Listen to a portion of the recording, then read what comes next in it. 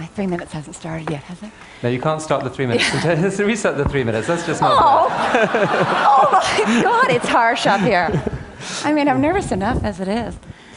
But I am not as nervous as I was 5 weeks ago. 5 weeks ago, I had total hip replacement surgery. Do you know that surgery? Electric saw, power drill, totally disgusting, unless you're David Belinsky, in which case it's all truth and beauty. Sure, David, if it's not your hip, it's truth and beauty. Oh. Anyway, I did have a really big epiphany around the situation, so Chris invited me to tell you about it. But first, you need to know 2 things about me, just 2 things.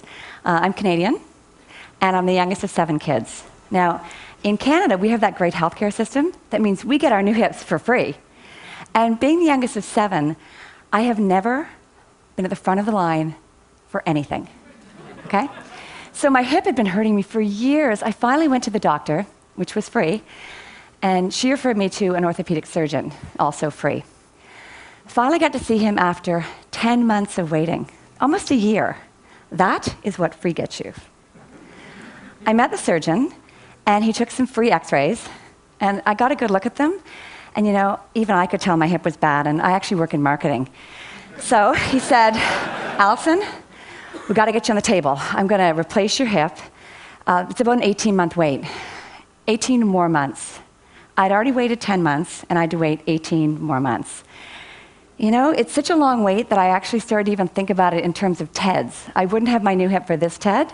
I wouldn't have my new hip for TED Global in Africa. I would not have my new hip for TED 2008. I would still be on my bad hip. That was so disappointing. So I left his office, and I was walking through the hospital, and that's when I had my epiphany.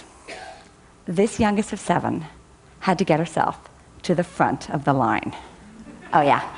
Can I tell you how un-Canadian that is? We do not think that way. We don't talk about it. It's not even a consideration. In fact, when we're traveling abroad, it's how we identify fellow Canadians. After you. Oh, no, after you. Hey, are you from Canada? Oh, me too. Hi. Great. Excellent. So no, suddenly I wasn't adverse to butting any geezer off the list. Some 70-year-old who wanted his new hip so he could be back golfing or gardening. No, front of the line. So by now I was walking in the lobby, and of course that hurt because of my hip. And I kind of needed a sign, and I saw a sign. In the window of the hospital's tiny gift shop, there was a sign that said, "Volunteers needed." Well, they signed me up immediately. No reference checks, none of the usual background stuff. No, they were desperate for volunteers because the average age of the volunteer at the hospital gift shop was 75.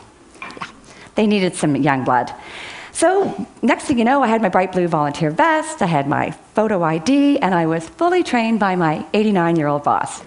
I worked alone every Friday morning. I was at the gift shop.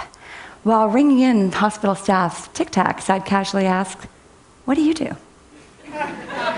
Then I'd tell them, "Well, I'm getting my hip replaced in 18 months. It's going to be so great when the pain stops." All the staff got to know the plucky young volunteer. Yeah. My next surgeon's appointment was, coincidentally, right after a shift at the gift shop. So naturally, I had my vest and my identification. I draped them casually over the chair in the doctor's office. And you know, when he walked in, I could just tell that he saw them.